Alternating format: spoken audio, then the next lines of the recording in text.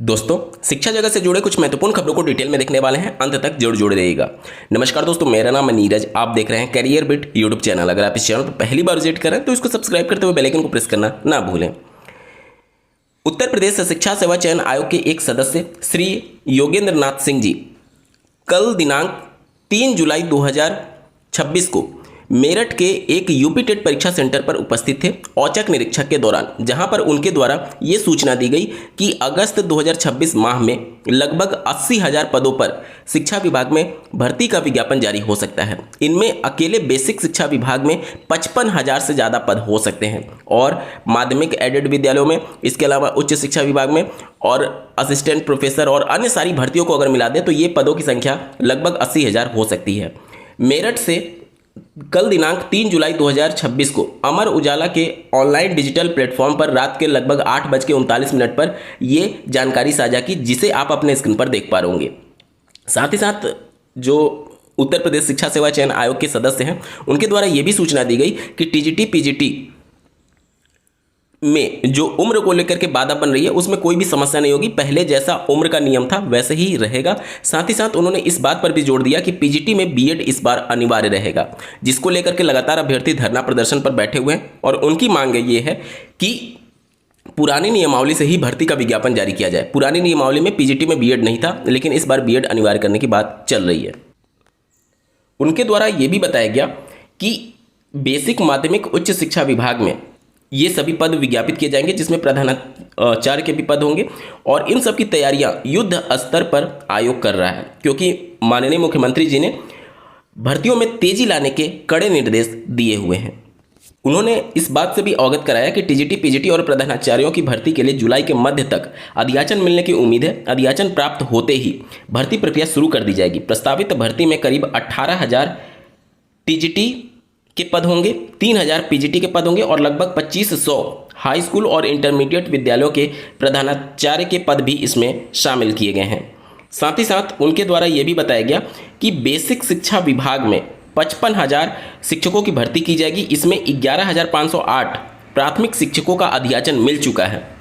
शेष पदों का अधियाचन जल्द मिलने की संभावना है। इसके अलावा एडेड डिग्री कॉलेज में तकरीबन 1,700 सहायक आचार्य असिस्टेंट प्रोफेसर के पद पर भी भर्ती की प्रक्रिया जल्द शुरू होगी। उनके द्वारा इस बात पर भी जोर दिया गया कि भर्ती प्रक्रिया को समयबद्ध पूरा करने के लिए आयोग युद्ध स्तर पर तैयारियां की जा रही हैं, ताकि रिक्त पदों पर जल्द से जल्द नियुक्तियां हो सकें।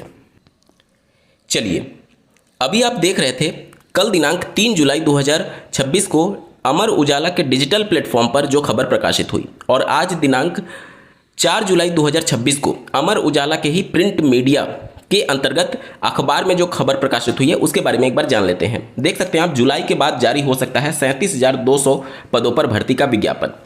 यहाँ पर जो प्राइमरी का 55,000 पद बताया जा रहा था, उसमें 11,000 पदों को केवल शामिल किया गया है, जिसका अधियाचन मिला हुआ है ऑफलाइन मोड में। बाकी पदों के बारे में यहाँ पर जिक्र नहीं किया गया है।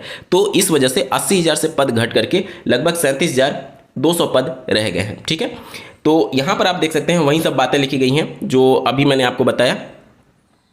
और 11,508 का जो अधियाचन मिला हुआ है वो ऑफलाइन मोड में मिला हुआ है। प्राइमरी का जो ई अधियाचन पोर्टल है वो अभी तैयार नहीं है, लेकिन टीजीटी पीजीटी का ई अधियाचन पोर्टल तैयार है और रिक्त पदों का ब्यौरा जो है वो लगभग क्रॉस वेरीफाई कर लिया गया है। उसके विज्ञापन में कोई भी समस्या नहीं है। हाँ, अभ्यर्थी कुछ जरूर धरना प्रदर्शन कर रहे हैं, जिनकी मांगों को लेकर के आयोग में कई बार बैठक भी हुई उन अभ्यर्थियों के साथ, और साथ ही साथ उनका ज्ञापन भी शासन स्तर तक भेजा गया। लेकिन उनकी कुछ ऐसी मांगे हैं जिसको शायद आयोग भी स्वीकार करने से मना कर सकता है, क्योंकि अभ्यर्थियों की ये मांग है कि एनसीटी की गाइडलाइन के खिलाफ पुरानी नियमावली से आप भर्ती करिए, जबकि उत्तर प्रदेश लोक सेवा आयोग के माध्यम से जो एलटी ग्रेड की शिक्षक भर्ती का आयोजन किया जाता है या फिर प्रवक्ता पोस्ट का आयोजन किया जाता है, वो एनसीटी की गाइडलाइन के हिसाब से किया जाता है। अब उत्तर प्रदेश में ही एक आयोग एनसीटी की गाइडलाइन को फॉलो करेगा और दूसरा फॉलो नहीं करेगा। क्या ये संभव है? और उस पर भी तब जब उत्तर प्रदेश शिक्षा सेवा चयन आयोग के माध्यम से होने वाली भर्ती टीजीटी पीजीटी का ऑलरेडी जो नियमावली है उसमें परिवर्तन किया जा चुका है। तो ये सब कुछ देखने वाली बात होगी कि क्या अभ्यर्थियों के इस दबाव में आयोग झुकता है या फिर नई नियमावली से ही भर्ती का विज्ञापन जारी होता है। ठीक है, चलिए उत्तर प्रदेश में अब विधानसभा चुनाव होने में लगभग 6 महीने का वक्त रह गया। चुनाव होने की घोषणा होने और आचार संहिता लगने की स्पेशली मैं बात कर रहा हूँ। चुनाव तो आपके अगर प्री प्लान नहीं हुए तो मान करके चले कि फरवरी मार्च में होगा, जिस तरीके से पिछले वर्ष हुआ था और अन्य वर्षों में होता रहा है। ठीक है, और उसके लिए जो आचार संहिता है वो जनवरी स्टार्टिंग में ही या फिर हो सकता है दिसंबर लास्ट तक लग जाए। तो मोटा मोटी अब 6 महीने का समय है। इन 6 महीनों में ही भर्ती के लिए यहाँ पर जो एग्जामिनेशन कैलेंडर है वो जारी करके कंप्लीट करानी होगी। बिहार में जिस तरीके से लास्ट विधानसभा चुनाव हुआ उससे पहले ऐसा लग रहा था कि TRE 4 का विज्ञापन जारी होने ही जा रहा है। लगातार इसको लेकर के खबरें बनाई गई और आज तक बिहार में विधानसभा चुनाव होने के बाद से परमानेंट सरकार अपनी कार्यशैली भी आगे बढ़ा रही है, लेकिन अब तक TRE 4 को लेकर के भर्ती का विज्ञापन जारी नहीं हुआ है। कहीं ऐसी स्थिति परिस्थिति उत्तर प्रदेश में भी तो नहीं बनने जा रही है कि लगातार भर्तियों को लेकर के खबरें आ रही हैं लेकिन जमीनी धरातल पर कुछ भी देखने को नहीं मिल रहा है। हालांकि आयोग ने जिस तरीके से यूपी टेट की परीक्षा सकुशल आयोजित करा ली है और साथ ही साथ TGT PGT की परीक्षा और उसका परिणाम और अन्य परीक्षाओं पर जिस तरीके से आयोग ने अपनी सक्रियता दिखाई है उस वो काफ़ी काबिले तारीफ है। और अगर शासन की तरफ से हरी झंडी मिल जाती है तो निश्चित तौर पर आयोग में क्षमता है कि वो समयबद्ध तरीके से अपनी हर परीक्षा का सकुशल आयोजन कर सकती है। निश्चित तौर पर इस विषय के लिए आयोग बहुत ज़्यादा बधाई की पात्र है। जैसा कि आपको ज्ञात होगा यूपी टेट की परीक्षा जो है वो कई शिफ्ट में आयोजित की जा रही है। अगर अपर प्राइमरी की बात करें कक्षा 6 से 8 वाले पात्रता परीक्षा की तो 3 शिफ्ट में उसकी पेपर का आयोजन हुआ और प्राइमरी की बात करें तो 2 शिफ्ट में उसकी परीक्षा का आयोजन किया गया है। अब इसमें सबसे बड़ा सवाल ये उत्पन्न होता है कि क्या इसमें नॉर्मलाइजेशन अप्लाई किया जाएगा। तो आयोग ने जो नोटिफिकेशन जारी किया था उसमें साफ तौर पर लिखा था कि अगर परीक्षा कई शिफ्टों में और कई दिनों में होती है तो निश्चित तौर पर नॉर्मलाइजेशन यहाँ पर अप्लाई किया जाएगा। लेकिन क्या इसकी ज़रूरत है? इससे पहले सीटेट की परीक्षा जब ऑनलाइन मोड में आयोजित की गई तो भी कई दिनों में और कई शिफ्टों में पेपर का आयोजन किया गया। कायदे से देखा जाए तो वहाँ पर भी नॉर्मलाइजेशन अप्लाई होना चाहिए, लेकिन वहाँ पर नॉर्मलाइजेशन अप्लाई नहीं किया गया। इसके अलावा अगर आप उत्तर प्रदेश में UPSSC के माध्यम से आयोजित होने वाली UP PET की परीक्षा को देखेंगे तो वहाँ पर भी कई शिफ्टों में पेपर का आयोजन किया जाता है और वहाँ पर नॉर्मलाइजेशन अप्लाई किया जाता है। तो ऐसा क्या है कि पेट में नॉर्मलाइजेशन हो रहा है, सीटेट में नहीं हुआ और अब यूपी टेट को लेकर के संदेह है। स्थिति परिस्थिति के बारे में बात कर लेते हैं। देखिए, पेट का जो स्कोर होता है, PET का जो स्कोर होता है, उसके बेस पर अलग अलग भर्तियों में अभ्यर्थियों को चयनित किया जाता है और उसमें मुख्य परीक्षा में वो सम्मिलित होते हैं। जबकि सीटेट की परीक्षा सिर्फ और सिर्फ एक पात्रता परीक्षा है। उसके मार्क्स के बेस पर कतई भी किसी भर्ती में अभ्यर्थियों का चयन नहीं किया जाता है और ना ही उसके आधार पर अभ्यर्थी किसी भर्ती परीक्षा में सम्मिलित हो पाते हैं।